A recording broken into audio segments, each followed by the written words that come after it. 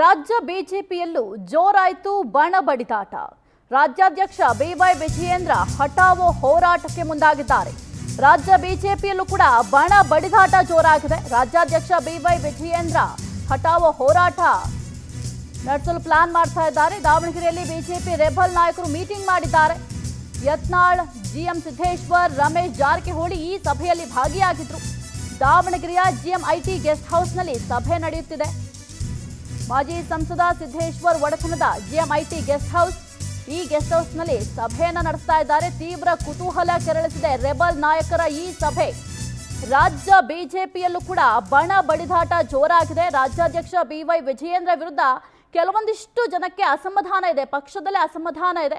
ಹೀಗಾಗಿ ವಿಜಯೇಂದ್ರ ಹಠಾವೋ ಹೋರಾಟಕ್ಕೆ ಪ್ಲಾನ್ ಅನ್ನ ಮಾಡ್ಕೊಳ್ತಾ ಇದ್ದಾರೆ. ದಾವಣಗೆರೆಯಲ್ಲಿ ಬಿಜೆಪಿ ರೆಬಲ್ ನಾಯಕರು ಮೀಟಿಂಗ್ ಮಾಡ್ತಾ ಇದ್ದಾರೆ. ಇನ್ನು ಯತ್ನಾಳ್, ಜಿಎಂ ಸಿದ್ದೇಶ್ವರ್, ರಮೇಶ್ ಜಾರಕಿಹೊಳಿ ಕೂಡ ಈ ಮೀಟಿಂಗ್ ಅಲ್ಲಿ ಭಾಗಿಯಾಗಿದ್ದಾರೆ. ಇನ್ನು ದಾವಣಗೆರೆಯ ಜಿಎಂಐಟಿ ಗೆಸ್ಟ್ ಹೌಸ್ನಲ್ಲಿ ಸಭೆ ನಡೀತಾ ಇದೆ.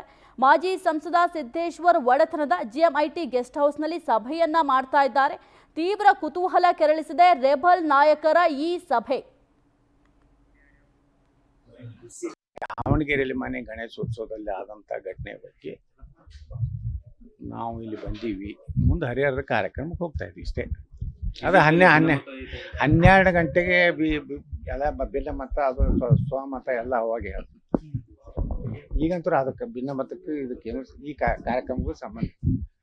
ಪ್ಯೂರ್ಲಿ ನಮ್ಮ ಧರ್ಮದ ಕಾರ್ಯಕ್ರಮ, ಸನಾತನ ಧರ್ಮದ ಕಾರ್ಯಕ್ರಮ ಮತ್ತು ಗಣಪತಿ ಕಾರ್ಯಕ್ರಮ ಹೊರತು ಇದನ್ನು ಬಿಟ್ಟು ನಾವು ಯಾವುದೇ ಚರ್ಚೆ ಇಲ್ಲಿ ಪಕ್ಷದ ದಾವಣಗೆರೆಯಲ್ಲಿ. ಈ ಕುರಿತು ಹೆಚ್ಚಿನ ಮಾಹಿತಿ ನೀಡ್ತಾರೆ ನಮ್ಮ ಪ್ರತಿನಿಧಿ ಮಧು ನಾಗರಾಜ್. ಮಾಜಿ ಸಂಸದ ಸಿದ್ದೇಶ್ವರ್ ಒಡೆತನದ ಜಿಎಂಐಟಿ ಗೆಸ್ಟ್ ಹೌಸ್ನಲ್ಲಿ ರೆಬಲ್ಸ್ಗಳು ಮೀಟಿಂಗ್ ಅನ್ನು ನಡೆಸ್ತಾ ಇದ್ದಾರೆ. ತೀವ್ರ ಕುತೂಹಲ ಕೆರಳಿಸ್ತಾ ಇದೆ ರೆಬಲ್ ನಾಯಕರ ಸಭೆ. ಏನಿದೆ ಈ ಕುರಿತು ಅಪ್ಡೇಟ್ಸ್? ರಾಜಕೀಯದಲ್ಲಿ ಯಾರು ಶತ್ರುವಲ್ಲ, ಯಾರು ಮಿತ್ರರಲ್ಲ ಅನ್ನೋದಕ್ಕೆ ಇವತ್ತಿನ ಸಭೆ ಪ್ರಮುಖ ಕಾರಣ ಅಂತಾನೆ ಹೇಳ್ಬೋದು. ಯಾಕಂದ್ರೆ ಮಾಜಿ ಸಂಸದ ಜಿಎಂ ಸಿದ್ದೇಶ್ವರ್ ಒಡೆತನದ ಜಿಎಂಐಟಿ ಗೆಸ್ಟ್ ಹೌಸ್ ನಲ್ಲಿ ಈ ಹಿಂದೆ ದಾವಣಗೆರೆಗೆ ಬಂದಂತ ಸಂದರ್ಭದಲ್ಲಿ ಯಡಿಯೂರಪ್ಪನವರು ಇಲ್ಲಿ ವಾಸ್ತವ್ಯ ಹೂಡ್ತಾ ಇದ್ರು.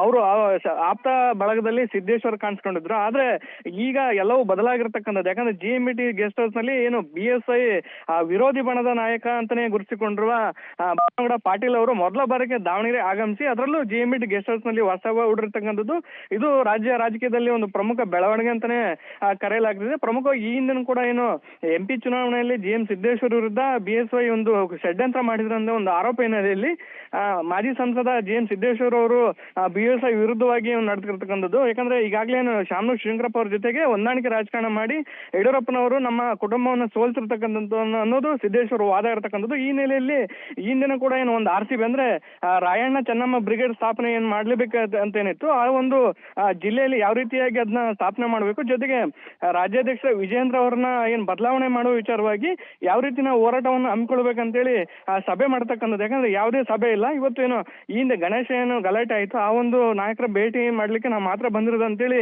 ಹೇಳುತ್ತಲೇ ಏನು ಒಂದು ಒಳಗೆ ಗುಪ್ತ ಸಭೆಯನ್ನ ಮಾಡ್ತಕ್ಕಂಥದ್ದು. ಒಟ್ಟಾರೆಯಾಗಿ ಬಿಜೆಪಿ ಶಾಸಕ BP ಹರೀಶ್ ಮತ್ತು ಮಾಜಿ ಸಂಸದ ಪ್ರತಾಪ್ ಸಿಂಹ ಒಳಗೊಂಡಂತೆ ಎಲ್ಲಾ ನಾಯಕರು ಒಂದು ಗುಪ್ತ ಸಭೆ ಮಾಡಿ ಮುಂದಿನ ಆಗುವಗಳ ಬಗ್ಗೆ ಚರ್ಚೆ ಕೂಡ ಮಾಡ್ತಕ್ಕಂಥದ್ದು ಪ್ರಮುಖ ಬೆಳವಣಿಗೆ. ಜೊತೆಗೆ 12:30ಕ್ಕೆ ಒಂದು ಪ್ರಮುಖವಾದ ಮಹತ್ವದ ಸುದ್ದಿಗೋಷ್ಠಿಯನ್ನು ನಡೆಸಿ ಮುಂದಿನ ಹೋರಾಟದ ರೂಪುರೇಷೆಗಳನ್ನ ತಿಳಿಸ್ಲಿಕ್ಕೆ ಎಲ್ಲಾ ರೀತಿಯ ತಯಾರಿ ಕೂಡ ಮಾಡಿರ್ತಕ್ಕಂಥದ್ದು ಸಾಹಿತ್ಯ. ಓಕೆ, ಥ್ಯಾಂಕ್ ಯು ಮಧು ನಾಗರಾಜ್ ನಿಮ್ಮೆಲ್ಲ ಮಾಹಿತಿಗಾಗಿ.